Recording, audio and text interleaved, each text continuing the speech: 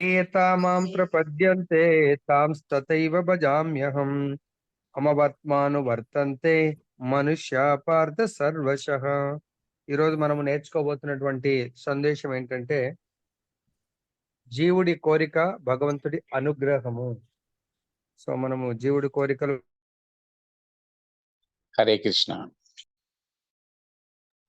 Thank you Prabhuji, దాన్ని mute చేసినందుకు. Okay,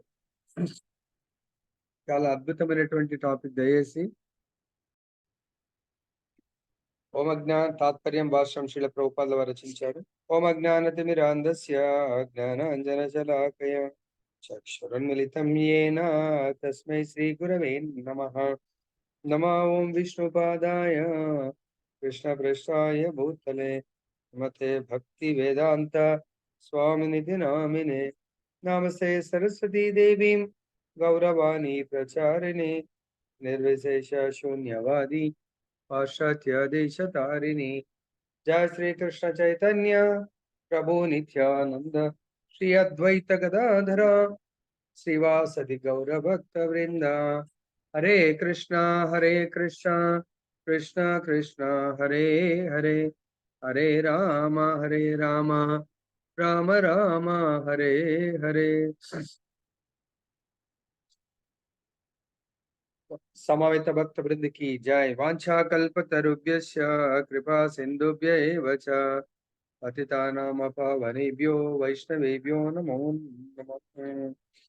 ఇక్కడ భగవంతుడు మనకు 4వ అధ్యాయము దివ్య జ్ఞానంలో సందేశం ఏమిస్తున్నాడంటే, తాత్పర్యంలో ఎవరు ఏ విధంగా నన్ను శరణు వేడుదురో వారిని ఆ విధంగా నేను అనుగ్రహించును. ఓ పార్థ, ప్రతి ఒక్కరు అన్ని విధంలా నా మార్గమునే అనుసరించును. అంటే జీవుడు ప్రతి ఒక్కరు కూడా భగవంతుని మార్గాన్ని అనుసరించవలసిందే. అంటే ఈ సృష్టిలో భగవంతుడు బోధించిందంటూ ఏమీ ఉండదు. ఈ సృష్టి భగవంతుడి యొక్క క్రియేషన్, సృష్టి. కాబట్టి దీంట్లో కొందరేమో ఈ భగవంతుడి యొక్క భౌతిక ప్రకృతి అంటే ఈ ప్రపంచంలోనే ఉండాలనుకుంటారు. ఈ ప్రపంచంలోనే ఉండాలి అనుకునే వాళ్లకు వాళ్ళు కోరికలకు అనుగుణంగా భగవంతుడు అనుగ్రహిస్తాడు. లేదు, ఈ ప్రపంచం చాలా ఫెడప్ అయిపోయాను, ఇక్కడ నేను ఉండలేను, సో మరి ఎక్కడ కావాలా? స్వర్గం బాగుందంటారు అందరూ, లెట్ మీ గో టు స్వర్గ. ఓకే, స్వర్గాన్ని అనుగ్రహిస్తాడు. సో భగవంతుడు ఆ విధంగా ఎవరు ఏది కోరుకుంటే దాన్ని అనుగ్రహిస్తారు అనే దానికి మనకు భగవద్గీత 9వ అధ్యాయము 25వ శ్లోకంలో మనకు భగవంతుడు బోధించారు. ఇంకా అక్కడి వరకు వెళ్ళే కానీ దాంట్లో మనకు యాంతి దేవావ్రత దేవాన్ యాంతి దేవావ్రత దేవాన్ పితృన్ యాంతి పితృవ్రత భూతాని యాంతి భూతేజ యాంతి మధ్యాజినో అపీమాం. సో భగవంతుడు చెప్తున్నాడు, మనందరికీ కూడా వివిధ రకాలైనటువంటి మార్గాలను, అంటే సింప్లిఫైడ్. సపోజ్ మన డిపార్ట్మెంట్ లో కూడా పనిచేస్తాం, డిపార్ట్మెంట్ కు head of the department suppose మా ఆఫీసే ఉంది అంటే అక్కడ పీజిఎం గారు హెడ్. సో కానీ ప్రతి చిన్న పనికి పీజిఎం గారి దగ్గరికి వెళ్ళాల్సిన అవసరం లేదు. సో ఫైనాన్షియల్ సైడ్ డీజిఎం ఫైనాన్స్ ఉన్నారు, ఆయన హెడ్. సో ప్రతిదానికి ఆయన దగ్గర వెళ్ళాల్సిన అవసరం లేదు, హైరార్కీ ఉంటుంది. జేఓ అకౌంట్ సైడ్ జేఓస్ ఉంటారు, ఏఓస్ ఉంటారు, సిఏఓస్ ఉంటారు, దెన్ డీజిఎం. అదే టెక్నికల్ సైడ్ చూసినట్లయితే minimum cadre JE, then JTO, SD, DE, then DGM, GM. These are the hierarchy. ఒక్కొక్క లెవెల్లో కొన్ని పనులు జరుగుతూ ఉంటాయి. అదే విధంగా భగవంతుడు ఈ భౌతిక బ్రహ్మాండము 14 లోకాలతో కూడుకుని ఉంటుంది. ఈ 14 లోకాల్లో జీవుడు ఈ భూలోకంలో బాలేదు నేను అనుకొని, సో నేను స్వర్గలోకం చాలా బాగుందని విన్నాను, స్వర్గలోకం వెళ్ళాలి అనుకుంటే భగవంతుడు ఏం చెప్తున్నాడు? దేవతలను పూజ చేయాలి. సో స్వర్గలోకం అంటే మన పైన లోకాలు, ఇంద్రలోకం, చంద్రలోకం, దేవేంద్ర లోకం, ఇలా ఉన్నత లోకాలన్నీ స్వర్గలోకాలు. అక్కడ వెళ్ళి ఏముంటది అక్కడ? ఇక్కడ లేనిది ఏంటి, అక్కడ ఉన్నది ఏంటి? ఇక్కడనేమో కర్మ ఫలాలను అనుభవించవచ్చు, తర్వాత నెక్స్ట్ లైఫ్ ని ప్లాన్ చేసుకోవచ్చు అన్నట్టు. నెక్స్ట్ లైఫ్ ఐదర్ దేవతల లోకాల్లోనే ఉండొచ్చు, పితృలోకాల్లో ఉండొచ్చు, ఇంకా వరిష్ట అంటే భూత ప్రేతాలతో వాటి జన్మ తీసుకోవచ్చు, లేదంటే ఆ నరకలోకాలకు వెళ్ళొచ్చు. ఇక్కడ అది ఛాన్స్ ఉంటదన్నమాట. ఆప్షన్. సపోజ్ మనము ఈ భూలోకంలో జన్మ మిస్ అయ్యామనుకోండి. స్వర్గలోకం వెళ్ళినా అక్కడ మనము అరే! స్వర్గలోకం గూడా నాకు నచ్చట్లేదు. దీనికంటే ఉన్నత లోకం వెళ్ళాలా? లేదంటే భగవంతుడి దగ్గరికి వెళ్ళాలి అనుకుంటే, there is no chance in స్వర్గలోక. ఈవెన్ బ్రహ్మలోక దేర్ ఈస్ నో ఛాన్స్. ఎందుకు? మళ్ళీ తిరిగి భూలోకానికి మాత్రమే రావాల్సుంటుంది. ఉన్నత లోకాలేంటి? అఫ్‌కోర్స్ స్వర్గలోకం కంటే పైన లోకాలు తపోలోక, మహర్లోక ఈ లోకాల్లో తపస్సు చేయొచ్చు. కానీ ఫలితము మన భూలోకంలో ఉన్నంత గొప్ప ఫలితం అక్కడ ఉండదు. ఎందుకంటే చాలా ఇయర్స్ మనం వెయిట్ చేయాల్సొస్తుంది. లైఫ్ స్పాన్ బ్రహ్మ యొక్క లైఫ్ స్పాన్ ఎంత?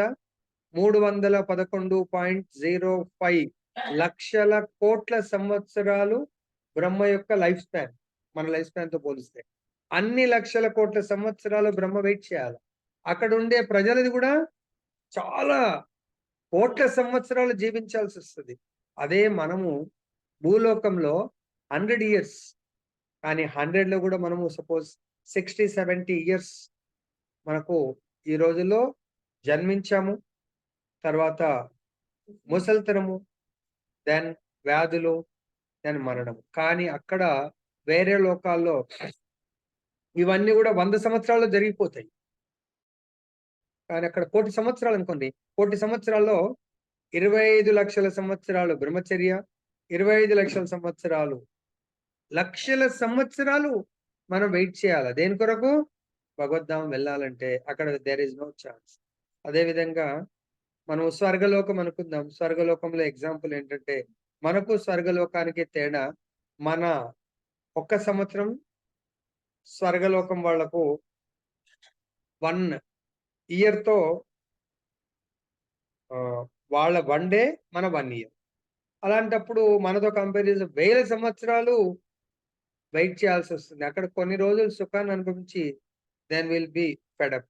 మనం ఫెడ్ అప్ అయినా అక్కడి నుంచి రాలేము. అదే భూలోకంలో మనము సాంసారిక జీవితం గాని, లేకపోతే ఇంకేదో జీవితంతో ఫెడ్ అప్ అయిపోయామనుకోండి. సో, వాళ్ళు అవ్వాల్సిందే. 25, 25 గృహస్థ జీవితం after 50% of our life then వానప్రస్థ జీవితం సైడు స్లోగా వెళ్ళాలి. వానప్రస్థ జీవితం అంటే ఏంటి? భగవంతుడి యొక్క ధామం గురించి ఎంక్వైరీ, భగవంతుడి గురించి ఎంక్వైరీ, భగవంతుని సేవిస్తూ భగవత్ లోకానికి వెళ్ళాలి. లేదు అలా మనం చెయ్యనప్పుడు మనకు 8.16లో మనకు భగవంతుడు బోధించినట్టుగా ఆ బ్రహ్మ భువనాలోక పునరావర్తినో అర్జున మాముపేత్యతు కౌంతేయ పునర్జన్మ న విద్యతే. ఓ కౌంతేయ, భూలోకం నుంచి బ్రహ్మలోకం వెళ్ళినా గూడా నీకు పునరా అంటే పునర్జన్మ. సో, పునరపి జన్మం, పునరపి మరణం. ఇది ఎక్కడ గూడా తప్పదు. కేవలము మాముపేత్యతు కౌంతేయ పునర్జన్మ న విద్యతే. నా లోకం వచ్చిన వాళ్ళకే పునర్జన్మ ఉండదు అని భగవంతుడు బోధిస్తున్నాడు. సో, అది ఇక్కడ ఏం చెప్తున్నారు దాని కొరకు? ఎవరైతే నన్ను ఏ కోరికతో శరణాగతి పొందుతారో వారిని అదే విధంగా నేను అనుగ్రహిస్తాను. కాబట్టి ప్రతి ఒక్కరు నా దగ్గర రావాల్సిందే. ఏ కోరికతో అంటే జనరల్‌గా మన మానవులలో జీవులంటే మానవులు. మానవులలో 4 రకాలటువంటి వ్యక్తులు 4 రకాలటువంటి కోరికలతో భగవంతుని అప్రోచ్ అవుతారు. ఆ 4 రకాలటువంటి కోరికలతో కల మానవులు ఎవరంటే 7.16లో మనకు భగవంతుడు చెప్తున్నారు. మనం ఎక్కడ ఫిట్ అవుతున్నాం అనేది చూసుకోవాలి. మన పొజిషన్ ఇప్పుడు నేను ఉన్న పరంగా ఎక్కడున్నాను?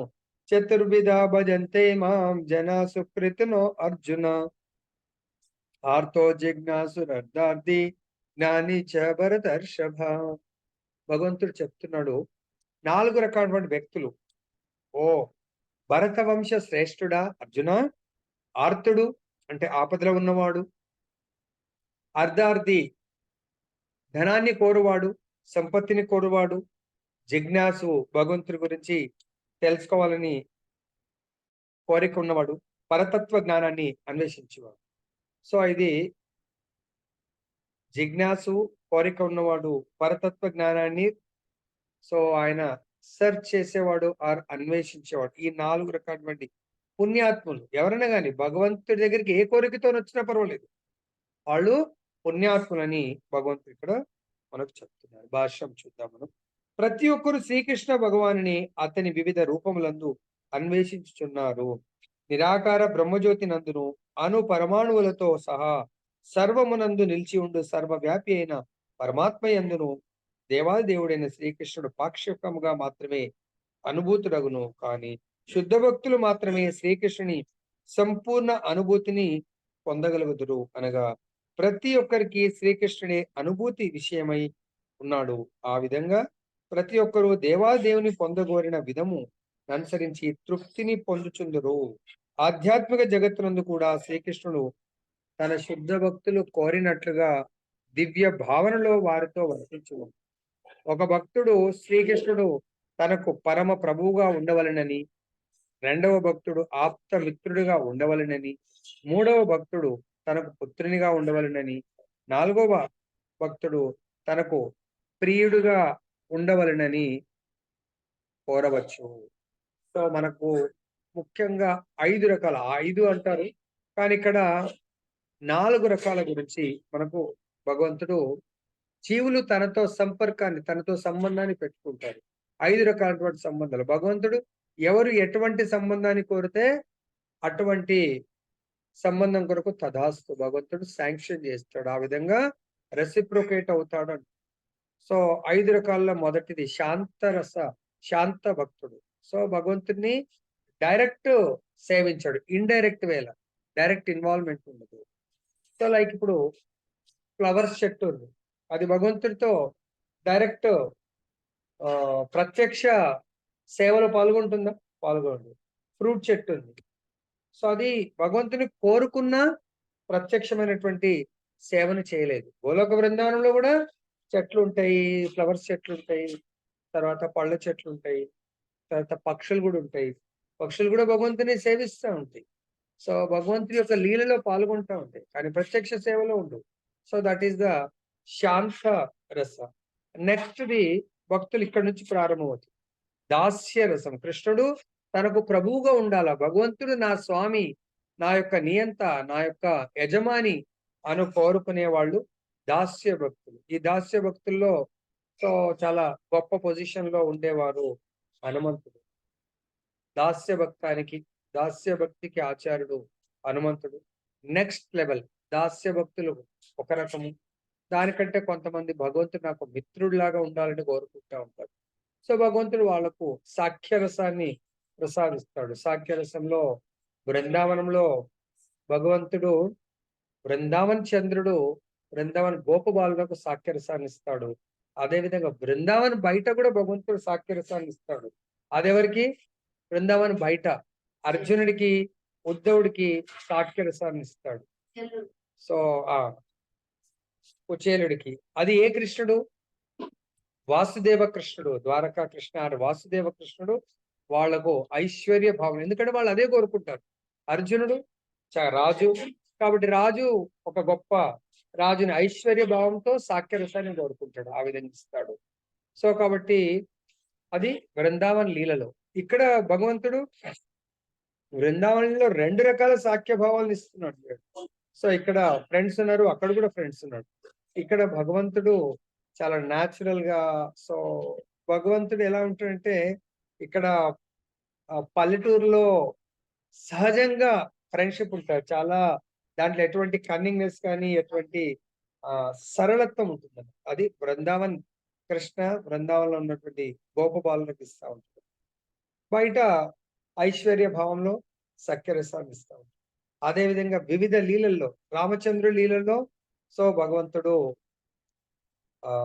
దాస్య, హనుమంతుడు దాసుడిలాగా భగవంతుడు కోరుకుంటున్నాడు. ఆ యొక్క ఏ తమాం ప్రపద్యంతే, ఏ విధంగా కోరుకుంటే ఆ విధమైనటువంటి అనుగ్రహాన్ని ప్రసాదిస్తాడు. అక్కడ కూడా ఫ్రెండ్స్ ఉన్నారు. సుగ్రీవుడు సాఖ్యరసం, అక్కడ కూడా భగవంతుని ఫ్రెండ్షిప్. విభీషణుడు భగవంతుని ఫ్రెండ్షిప్ కోరుకున్నాడు కాబట్టి భగవంతుడు వాళ్ళకు ఫ్రెండ్షిప్. అదేవిధంగా గుహుడు ఉంటాడు. సో గుహుడు కూడా భగవంతుడితో సాఖ్యం, ప్రేమని కోరుకుంటాడు. కాబట్టి గుహుడు ఎవరు? ఆఫ్టర్ ఆల్ చిన్న అతను ఆయన. సో కానీ అతన్ని కూడా తన తండ్రికి చెప్పి ఆ అడవికి ఆయనని రాజుగా చేస్తాడు. సో వీళ్ళు ముగ్గురు కూడా చూడండి, సుగ్రీవుడు కూడా రాజు, విభీషణుడు రాజు, గుహుడు కూడా రాజు. కాబట్టి భగవంతుడు రామచంద్రుడు కూడా రాజు. కాబట్టి వాళ్ళకు సాఖ్య భావాన్ని ప్రసాదిస్తాడు. దాని తర్వాత ఏమన్నారు? ఆ వాత్సల్య ప్రేమను. సో ఇక్కడ భగవంతుడు వాత్సల్య ప్రేమను చూడండి, బృందావన్ లీలలో యశోదమ్మకు యశోదమ్మకు వాత్సల్య ప్రేమనిస్తాడు. అక్కడ బృందావన్ కృష్ణ యశోద నందబాబులకు వాత్సల్య ప్రేమను ప్రసాదిస్తాడు. ఇక్కడ అదే దేవకి వసుదేవులకు కూడా వాత్సల్య ప్రేమనిస్తాడు. ఇక్కడ నారాయణ కృష్ణుడు అంటే వాసుదేవ కృష్ణుడు, నారాయణ నుంచి వచ్చినటువంటి వాసుదేవ కృష్ణుడు వీళ్ళకు ఐశ్వర్య భావ. ఎందుకు? వీళ్ళు రాజులు. ఎవరు? దేవకి వసుదేవుడు రాజులు కాబట్టి ఐశ్వర్య భావంలో వాళ్లకు వాత్సల్య ప్రేమనిస్తాడు. అక్కడ సహజమైనటువంటి ఆ బృందావనంలో ఏదైతే వాళ్ళందరూ గోపికలందరూ కూడా యశోదమాయి వీళ్ళందరూ అక్కడ కృష్ణుడు యశోదమాయికి సో చాలా భయపడుతూ ఉంటాడు. As if so is not like దేవాది దేవుడు, సుప్రీం పర్సనాలిటీ లాగా ఉండడం. సో కాబట్టి భగవంతుడు అక్కడ వాత్సల్య ప్రేమని ప్రసాదిస్తాడు. సో రామచంద్రుడు కూడా వాత్సల్య ప్రేమని దశరథుడికి తర్వాత ముగ్గురు తల్లులకు కూడా ప్రసాదించడం జరిగింది. సో నెక్స్ట్ మాధుర్య రసం. సో భగవంతుడు మాధుర్య రసాన్ని కేవలం బృందావనంలో మాత్రం ప్రసాదిస్తూ ఉంటాడు, మాధుర్య రసాన్ని. నెక్స్ట్ అఫ్ కోర్స్ రామచంద్రుడు కూడా మాధుర్య రసాన్ని ఎవరు సీతమ్మ వారితో ఈవెన్ చిత్రకూట్లో రామచంద్రుడు కూడా సీతమ్మ వారితో రాస్ చేస్తాడు. సో అక్కడ ఉన్నటువంటి అందుగురించే బృందావనంతో పోలుస్తూ ఉంటుంది. రామచంద్రుడి యొక్క యుగంలో Chitrakoot is nothing but so అది రాసలీల ప్రదేశం ఉన్నది. ఇప్పుడు మనకు కృష్ణ లీలలో అన్నిటికంటే ఉన్నతమైనటువంటి స్థానం బృందావనం ఎట్లనో రామలీలలో అన్నిటికంటే ఉన్నతమైనటువంటి స్థానము చిత్రకూట్. కాబట్టి మనం లైఫ్ లో ఏ కొంచెం అవకాశం ఉన్నా అయోధ్య వెళ్ళటమే కాదు, చిత్రకూట్ లో చాలా లీలలు భగవంతుడు ఎట్లయితే చాలా మంది మథుర వెళ్తారు వచ్చేస్తారు. బృందావనంలో ఎన్నో బ్రజ్ భూమిలో not only Brindavan, so Braj భూమిలో ఎన్నో లీలలు భగవంతుడు చేశాడు. అదేవిధంగా రామచంద్రుడు చిత్రకూట్ దగ్గర ఎన్నో లీలలు చేశారు. ఆ ప్రదేశాన్ని చూడాలి. నెక్స్ట్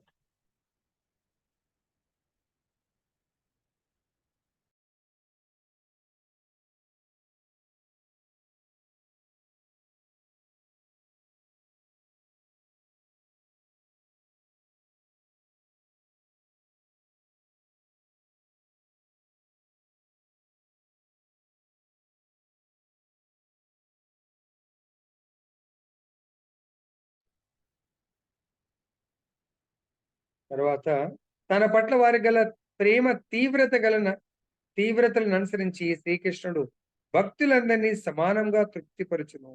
భౌతిక జగత్తునందు కూడా ఇట్టి పరస్పర భావ వినిమయములే కనిపించును.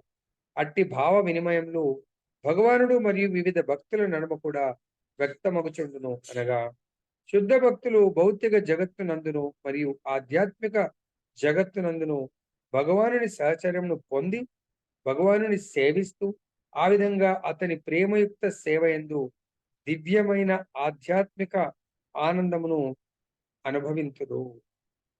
జీవుని వ్యక్తిత్వమును నశింపజేసుకొనుచు ఆధ్యాత్మిక ఆత్మహత్యకు పాల్పడే నిరాకారవాదులకు కూడా శ్రీకృష్ణుడు తన బ్రహ్మజ్యోతి అందు ఐక్యమనర్చుకొని తోడ్పడుచుండును.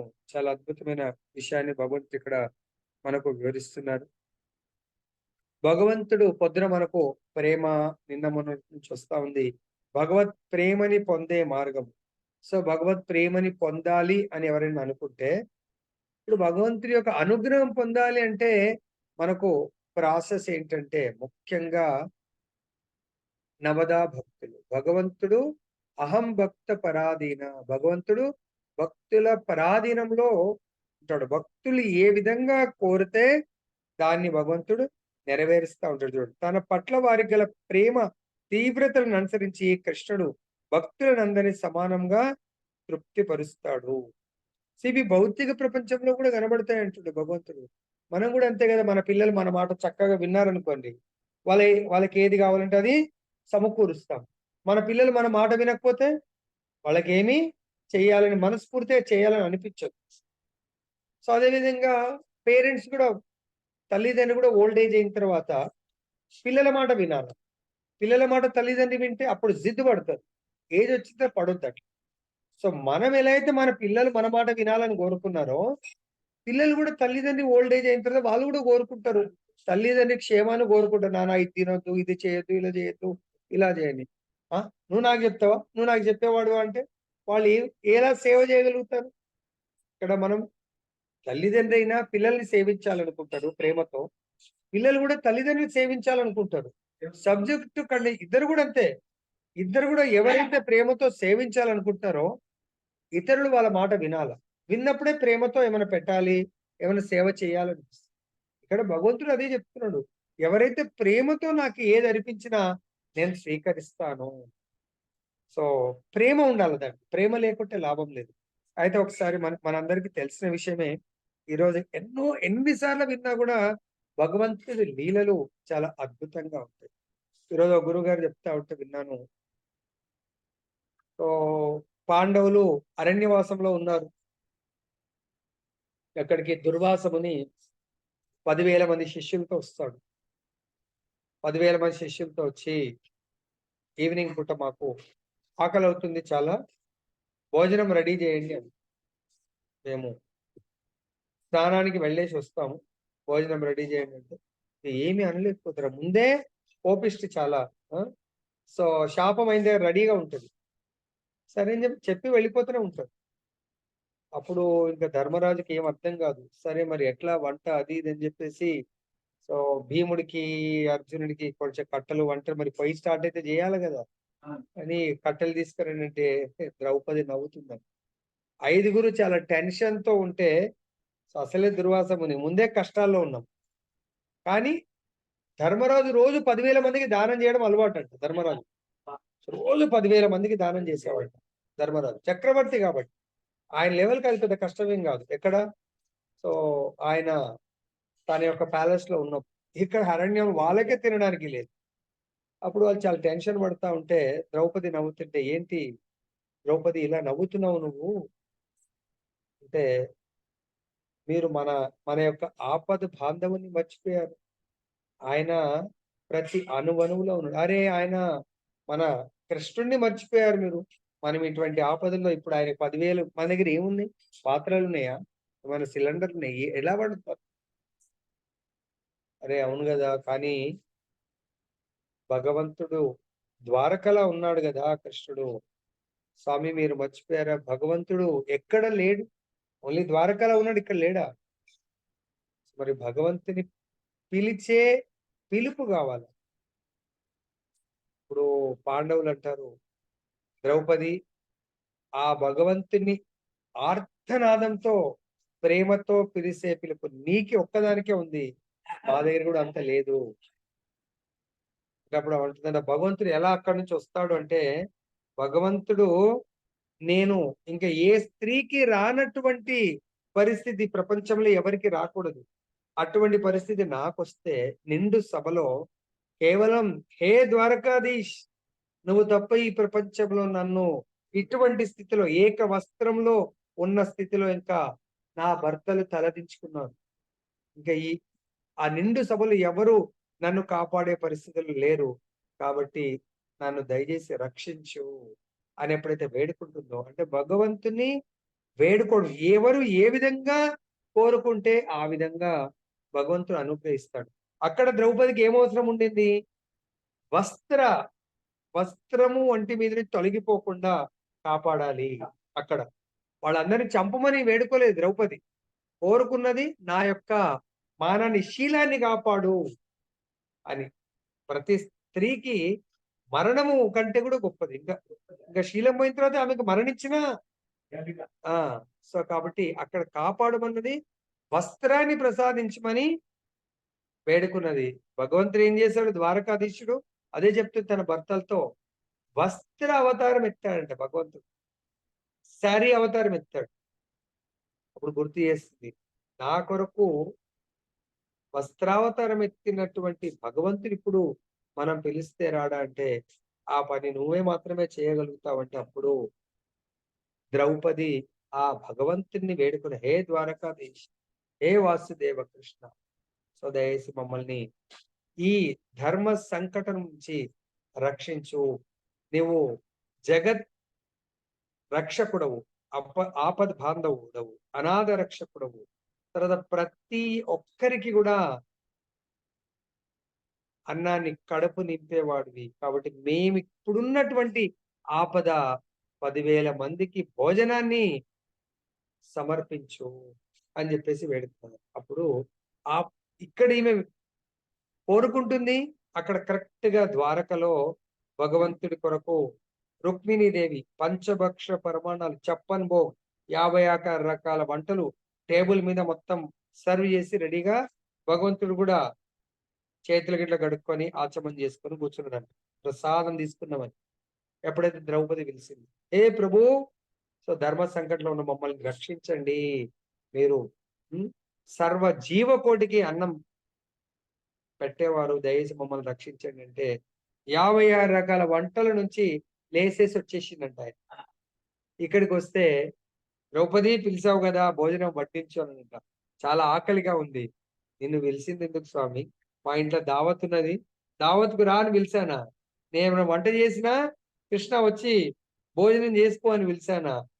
మాకే లేదు 10,000 ప్లస్ ఒకటి 10,001 జీవులు అంటే భక్తులు వచ్చారు, మాకు పరీక్ష పెడుతున్నారు, వాళ్ళకు మిమ్మల్ని భోజనం పెట్టమని పిలిచాను కానీ నీకేమైనా భోజనం పెడతా అని పిలిచానా అని అంటే కృష్ణుడు ఆశ్చర్యం. అప్పుడు కృష్ణుడు అనంట, ద్రౌపది, సో మీ దగ్గర ఏమన్నా ప్రసాదం ఉంటే నాకు వడ్డించు అంటే, నా దగ్గర ఎక్కడిది స్వామి, మొత్తం అందరికి భోజనం వడ్డించి ఆ పాత్రని చాలా క్లీన్ చేసి పెట్టాను అంటే. లేదు మరి నాకు అట్లీస్ట్ ఎంతో కొంత ప్రసాదాన్ని పెడితే మిగతా అంత చూసుకుంటాను, అది లేదనే కదా నీకు అడుగుతుంది. అప్పుడు భగవంతుడు ఆ పాత్ర చూపెట్టు అంటున్నాడు. మనం అనుకుంటాం చాలాసార్లు, ఒక ఆచార్యుడు చెప్తున్నారు, పాత్రల ఒక్క మెతుకు కూడా ఉండదంట. కానీ కృష్ణుడు తన సంకల్పంతో ఒక ఆకు కూర అంటే ఒక ఆకు అక్కడ క్రియేట్ చేస్తారండి. అది చూసి ద్రౌపదికి చాలా ఆశ్చర్యం. అని నా క్లీన్లీనెస్ లో ఏమన్నా అపరాధమా? నేను ఈ పాత్రని పవిత్రంగా అంటే దీంట్లో ఎంగిలి మిగిలిపోయింది, యాక్చువల్ మిగిలదంట.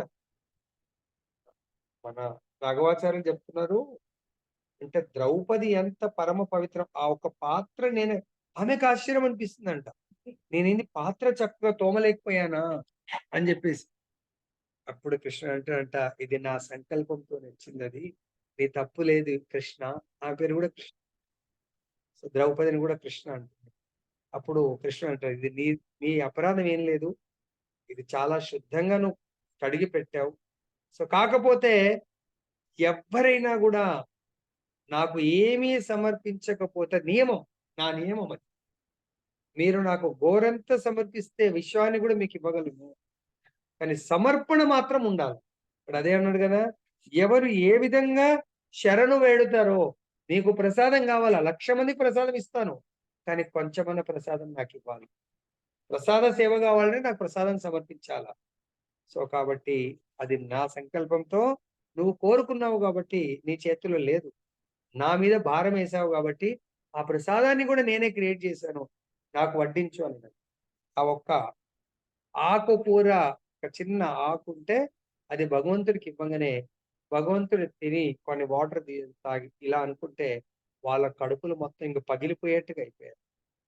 అక్కడి నుంచి వాళ్ళు అక్కడి నుంచి అంటే పరిగెత్తారు. వాళ్ళు ఎవరు? దుర్వాస వాళ్ళ యొక్క శిష్యులు. తర్వాత ఇక్కడ కొంతమంది పాపము ఆధ్యాత్మిక ఆత్మహత్య. చాలా మంది, ప్రభుజీ క్లాస్ నాకు అంత ఇంట్రెస్ట్ లేదు ప్రభుజీ. అరే ఇంట్రెస్ట్ లేదనేది నీ శరీరం చెప్తుంది, నీ నోరు చెప్తుంది, నీ ఆత్మ లోపల ఆ మాట పలుకుతున్నప్పుడు చాలా బాధపడుతుందండి. అంటే ఆధ్యాత్మికమైనటువంటి ఆత్మహత్య చేస్తున్నాడు అని చెప్పేసి. మనందరం ఎవరైతే భగవత్ కథామృతం పట్ల శ్రవణం ఇంట్రెస్ట్ ఉండదో, they are interested towards suicide, ఆధ్యాత్మిక ఆత్మహత్య అని చెప్పేసి మనకిక్కడ బోధిస్తున్నారు. భగవంతుడు కొంతమంది నిరాకారవాదులు, వాళ్ళు కూడా భక్తులు 2 రకాలు, నిరాకారవాదులు, సాకారవాదులు. నిరాకారవాదులు భగవంతుడి యొక్క నిరాకారమైనటువంటి బ్రహ్మజ్యోతే వాళ్ళ అంతిమ లక్ష్యంగా భావిస్తూ దాన్నే కోరుకుంటారు. కానీ భగవంతుడికి ఇష్టం లేకున్నా కూడా దాన్నే ప్రసాదిస్తాడు. వాళ్ళు భగవంతుడి యొక్క 5 రకాల ముక్తుల్లో నంబర్ 1 సాయుధ్య ముక్తి, అంటే భగవంతుడి బ్రహ్మజ్యోతిలో లీనమైపోవడం. నెక్స్ట్ ముక్తి సారూప్య, భగవంతుడి లాంటి విష్ణు రూపము భగవంతుడు ప్రసాదిస్తాడు, నాకు అదే కావాలంటే. నెక్స్ట్ సాలోక్య, భగవంతుడి వైకుంఠ లోకం కావాలంటే భగవంతుడు వైకుంఠ లోకం ఇస్తాడు. నెక్స్ట్ సామీప్య, భగవంతుడికి ఎప్పుడు దగ్గరగా సేవ చేయాలి అనుకుంటే ఆ మహద్భాగ్యాన్ని ఇస్తాడు. ఇంకొకటి భగవంతుడు లాంటి ఐశ్వర్యం కావాలంటే అది కూడా భగవంతుడు ప్రసాదిస్తాడు. తర్వాత నెక్స్ట్ నిరాకార తత్వమునందు కూడా స్థిరంగా నెలకొని లేని వారు కొందరు తమలో నిద్రాణంగా ఉన్నట్టి కోరికలను తీర్చుకొనుటకు భౌతికమైన ఈ జగత్తునకు మరల తిరిగి వత్తుడు. వారెన్నడికి ఆధ్యాత్మిక లోకమునందు ప్రవేశము లభింపదు, కానీ ఈ భౌతిక జగత్తునందే తిరిగి వర్తించుటకు వారికి అవకాశం కల్పింపబడును. సో కాబట్టి మనకు ఈ భౌతిక ప్రపంచంలో ఈ శరీరంతో చాలా సుఖపడాలనుకుంటాం. కొన్నిసార్లు కష్టపడి పని చేస్తారు, కానీ సుఖాన్ని అనుభవించరు. లాస్ట్‌కి చనిపోయేటప్ప నేను సుఖపడలేకపోతే, కష్టపడ్డాను, నా జీవితం అంతా వ్యర్థం చేసుకొని సుఖాలు ఇన్ని బిల్డింగ్‌లు ఇవన్నీ కొన్నాను, చేశాను, సుఖపడలేకపోయాను. ఇక్కడే భగవంతుడు నాకు కొంచెం అవకాశం ఇస్తే బాగుండు అనుకుంటే, నెక్స్ట్ లైఫ్‌లో మళ్ళీ ఏం కోరుకున్నాడు? ఈ సంపత్తిని అనుభవించాలి అనుకుంటాడు. సో, ఆ సంపత్తిని అనుభవించడానికి ఆ ఇంట్లో అన్నా, ఇంటి బయటన్నా జన్మని తీసుకునే అవకాశం ఉంటుంది. కానీ మళ్ళీ అది కూడా జన్మ, మృత్యువు, ముసలితనము, ఈ 4టిని అనుభవించాల్సి వస్తుంది. నెక్స్ట్ కామ్య కర్మను నుంచి వారికి శ్రీకృష్ణ భగవానుడు యజ్ఞేశ్వరుని రూపంన వారి విద్యుక్త ధర్మములకు తగిన ఫలములను ప్రసాదించును. ఎవరికైతే కామ్య కర్మలు, ఈ దేహంతో కూడుకున్నటువంటి కర్మలను చేస్తూ, సో ఆ కర్మ ఫలాలను, మరి కర్మలు చేసిన వాడు కర్మ ఫలాలని భగవంతుడికి అర్పించాలి కాబట్టి యజ్ఞ రూపంలో, సపోజ్ మనకు ఇప్పుడు ఈవినింగ్ అయింది, భోజనం చేయాలా, మరి ఆ భోజనాన్ని యజ్ఞ రూపంలో భగవంతుడికి నైవేద్యం పెట్టాలి. భోజనం తినొద్దు అనట్లేదు, భోజనం తినాలా, కానీ భగవంతుడికి సమర్పించి తినండి. కాబట్టి ఆ శ్రీకృష్ణ భగవానుడి యజ్ఞేశ్వర రూపంన వారి విద్యుక్త ధర్మములు, మాతయ్యలందరి యొక్క విద్యుక్త ధర్మము భగవంతుడికి ప్రసాదం వండాలా, నైవేద్యం పెట్టాలా, ఆ నైవేద్యాన్ని మాత్రమే పిల్లలందరికీ కూడా, పిల్లలకు ఇంట్లో వాళ్ళందరికీ కూడా వడ్డించాలి. అది తగిన ఫలం ప్రసాదిస్తుంది.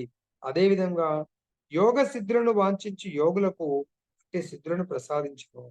భగవంతుడు, యోగులు భగవంతుడిని తపస్సు చేస్తూ ఉంటారు. నాకు ఆకాశంలో నేను ఇలా మానసికంగా అనుకోగానే బృందావనికి వెళ్ళిపోవాలా, మానసికంగా అనుకోగానే అమెరికా వెళ్ళిపోవాలా, అటువంటి సిద్ధిస్తూ ఉంటుంది.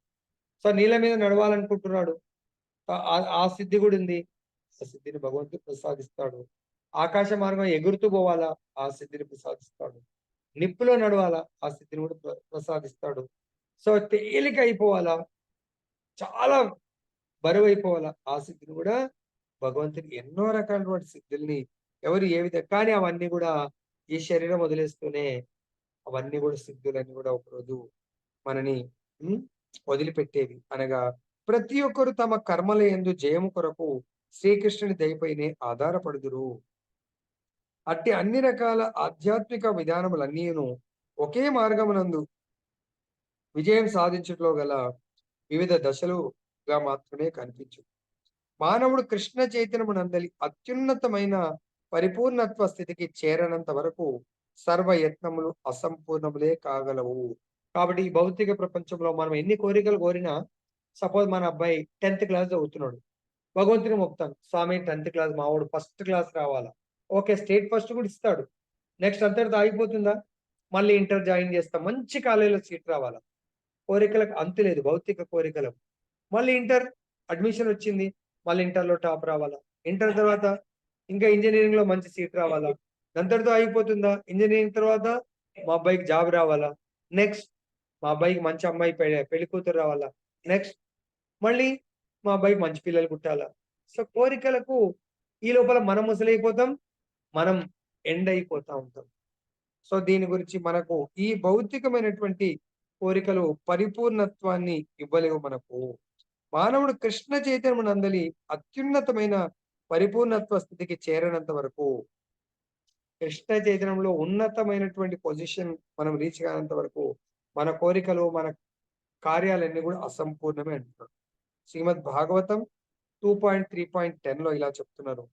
అకామః సర్వకామో వా మోక్షకామ ఉదారధి తీవ్రేణ భక్తి యోగేన యజతే పురుషం పరం.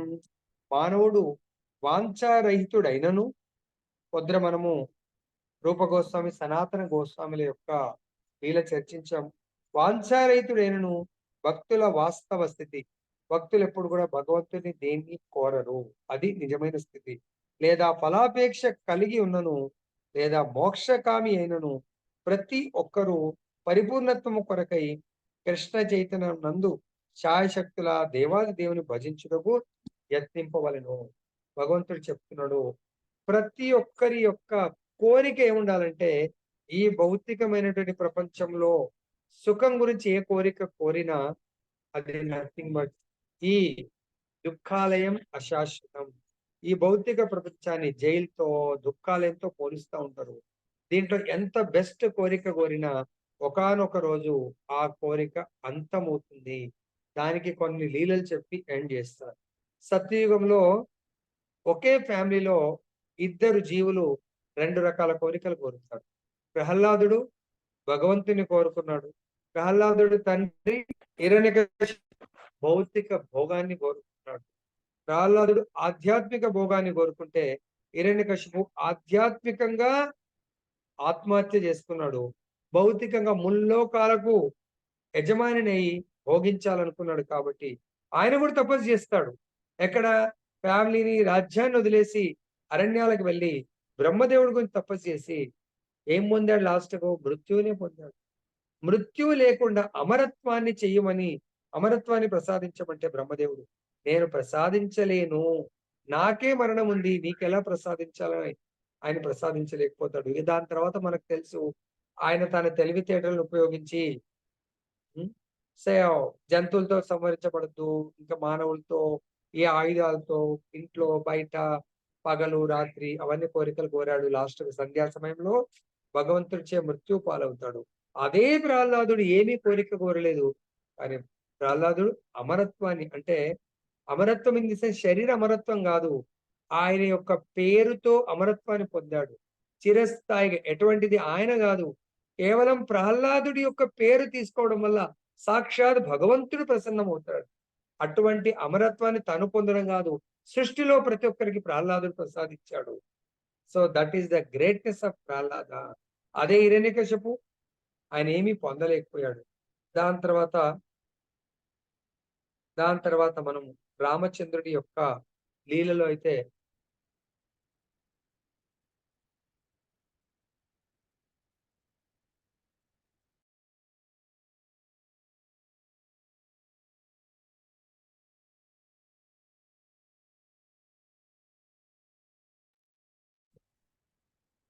సో రామచంద్రుడి లీలలో చూస్తే ముఖ్యంగా ఈ రోజు స్పెషల్ డే, సీతామాత పుట్టిన రోజు.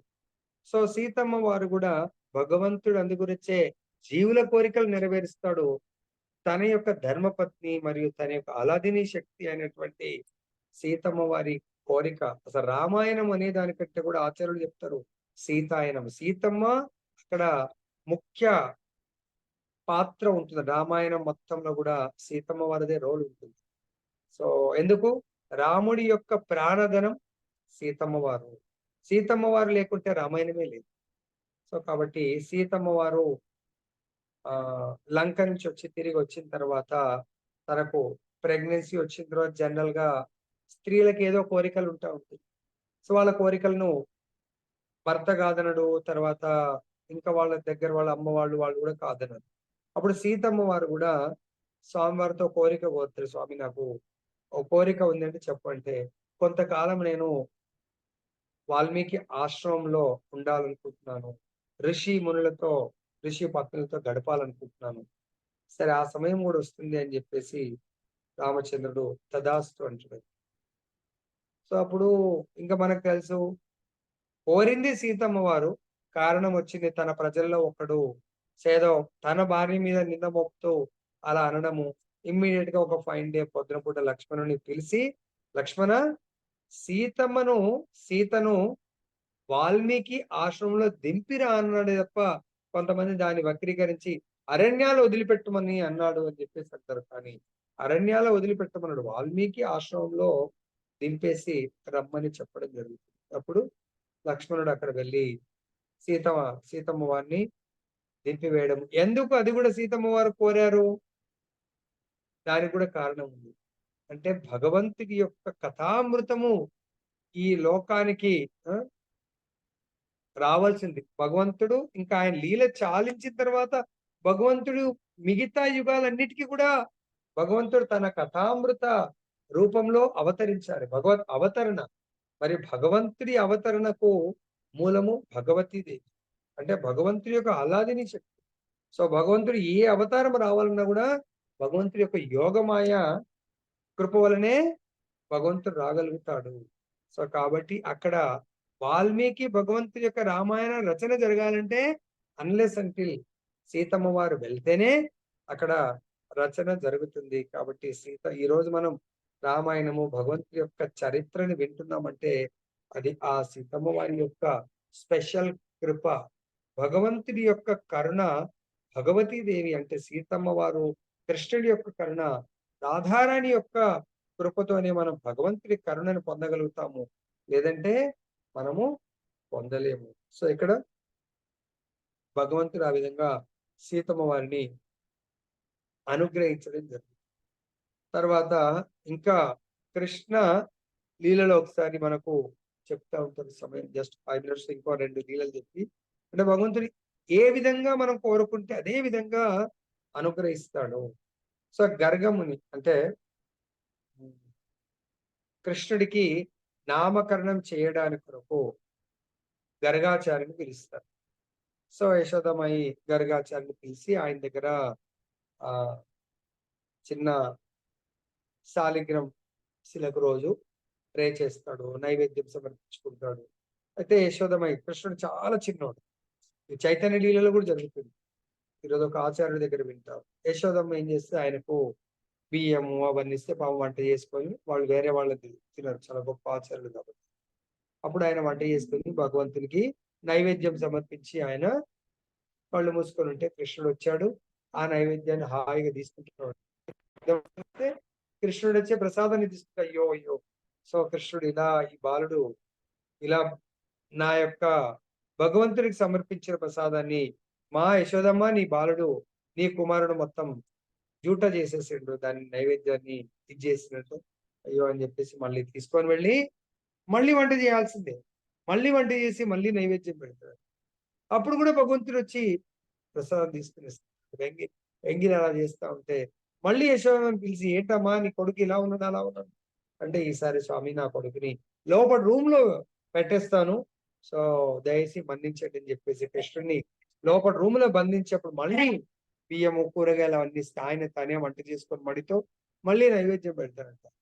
మళ్ళీ నైవేద్యం పెడితే ఈసారి కూడా డోర్లు బందునే, కానీ కృష్ణుడు వచ్చి ప్రసాదం తీసుకుంటే ఇంకా ఆయనకు ఏడుపు తప్ప ఇంకోటి ఏంటి ఇలా పరీక్షిస్తున్నాడు, ఈ బాలుడు ఇంత ఘోరంగా ఉన్నాడంటే.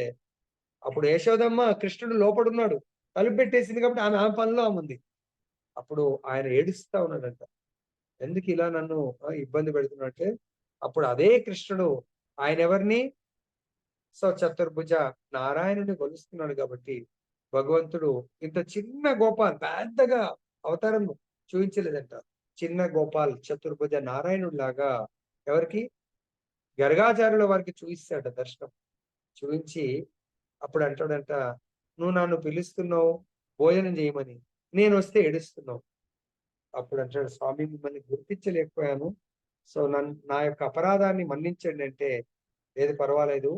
ఎందుకంటే ఇప్పుడు లేకున్నా నువ్వు నా నామకరణం చేసేప్పుడు నన్ను గుర్తించి మా అమ్మకు నీ కొడుకు కాదు స్వయంగా ఆయన విష్ణువు అన్నవంటే, అప్పుడు మా అమ్మ నన్ను వాత్సల్య ప్రేమ, నన్ను కొడుకుగా చూడదు, అప్పుడు ఓ దేవుడిగా చూస్తుంది. కాబట్టి అది అందరికీ తెలిస్తే ఈ గోపికలందరూ కూడా సహజ, అంటే చాలా పాపం సరళ భావంతో ఉండేవాళ్ళు వీళ్ళు, పల్లెటూరు వాళ్ళు. ఇక నన్ను భగవంతులాగా చూస్తారు. నేను వీళ్ళ నుంచి వాత్సల్య ప్రేమను పొందలేను. కాబట్టి ముందే నా అవతారాన్ని చూపిస్తున్నాను. నువ్వు మా అమ్మకు నేను విష్ణువుని నారాయణ అని చెప్పకు అని చెప్పి ఇది దాచేయాలా అని చెప్తాడంట. నీ ఒక్కడికి అది చూపిస్తున్నా అని చెప్పేసి. సరే స్వామి, మీ యొక్క కరుణా కృప మీరు ఎలా చెప్తే అలా నడుచుకోవడమే నా యొక్క బాధ్యత, ధర్మం అని చెప్పేసి చెప్తారు. సేమ్ ఇదే లీల భగవంతుడు చైతన్య మహాప్రభు లీలలో చూపిస్తాడు. చైతన్య మహాప్రభు వాళ్ళ ఇంటికి కూడా బ్రాహ్మణుడు వస్తాడు. సో వాళ్ళ అమ్మ నాన్న ఆ బ్రాహ్మణుడికి కూడా బియ్యము అవి వంట చేసుకొని, ఆయన కూడా తన గోపాలు, ఆ బ్రాహ్మణుడు గోపాలకు వంట చేసుకొని నైవేద్యం పెట్టి ఆఫరింగ్ చేసి, ఆయన ఆఫరింగ్ చేసి బయటకు వచ్చేసరికి ఆ రూమ్ లోకి చైతన్య మహాప్రభు గోపాల్లా వచ్చి ప్రసాదం తీసుకుంటున్నట. ఏంటి శబ్దం వస్తే ఆయన వచ్చి తీసుకుంటున్నాడు.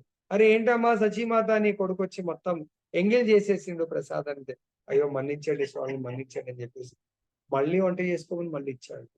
అలా ఆయన రెండవసారి మళ్ళీ నైవేద్యం పెట్టి బయటకు రాగానే మళ్ళీ చైతన్య మహాప్రభు గోపా అంబాడుతా ఉన్నాడు చిన్నోడు. సో మళ్ళీ వచ్చి ప్రసాదం తీసుకుంటున్నాడు. రాత్రిపూట, అది కూడా సాయంత్రం అయిపోయింది, రెండోసారి అయింది, మళ్ళీ మడితో వంట చేయాలి. ఇక మూడోసారికి సత్యమాత అన్నది లోపల రూమ్ లో పడుకోబెడతాను స్వామి మీరేమనుకోకండి అంటే మళ్ళీ వంట చేశాడు. అప్పటికి చైతన్య మహాప్రభు పడుకోవటం ఏమో కానీ సత్యమాత వాళ్ళ నాన్న అందరూ పడుకున్నారు. ఇంకా మూడోసారి కూడా ఆయన ఏడుస్తూ ఆఫరింగ్ పెట్టాడు. బయటకు వస్తే మళ్ళీ చైతన్య మహాప్రభు వచ్చి భోజనం చేస్తా ఉంటాడు గోపాల్ లాగా. అప్పుడు ఆయన వచ్చి ఇంకా ఏడవటం ఒకటి, రాత్రి అయిపోయింది అప్పటికే. అప్పుడు అంటాడంట ఆయనకు, నువ్వు నన్ను నైవేద్యం పెట్టి నన్ను పిలుస్తుంటే నేను భోజనం చేయకుండా ఎలా ఉంటానని చెప్పేసి ఆయన ఇష్టాదైవాన్ని దర్శనమిస్తాడంట చైతన్య మహాప్రభు. భక్తులు ఏ భావంతో భగవంతుని కొలిస్తే ఆ భావంతో భక్తుడు దర్శనమిస్తాడు. భగవద్గీతలో కూడా మనకు అర్జునుడు భగవంతుడు విశ్వరూపాన్ని కోరుకుంటాడు. మొదట విశ్వరూప దర్శనాన్ని ఇస్తాడు. రెండవసారి అర్జునుడు భగవంతుని చతుర్భుజ నారాయణ రూపాన్ని చూడాలనుకుంటాడు. భగవంతుడు చతుర్భుజ నారాయణ రూపాన్ని అర్జునుడికి దర్శనమిస్తాడు.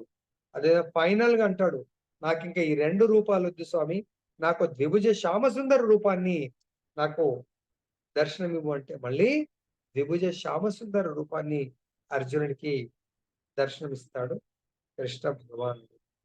అదే విధంగా అదే మహాభారత్ లో భీష్మ పితామహ ఇంకా జస్ట్ చనిపోయే ముందు భగవంతుని ఏం కోరుకుంటాడు, అంపశయ్య మీద పడుకొని భగవంతుడి యొక్క చతుర్భుజ నారాయణ రూపాన్ని కోరుకుంటాడు. నేను చనిపోయేప్పుడు నేను శరీరం మిమ్మల్ని చూస్తూ వదిలేయాలనుకుంటున్నాను స్వామి అంటాడు. అప్పుడు వీళ్ళందరినీ తీసుకొని వెళ్తాడు. వీళ్ళందరూ కృష్ణుడిలా కనబడుతున్నాడు.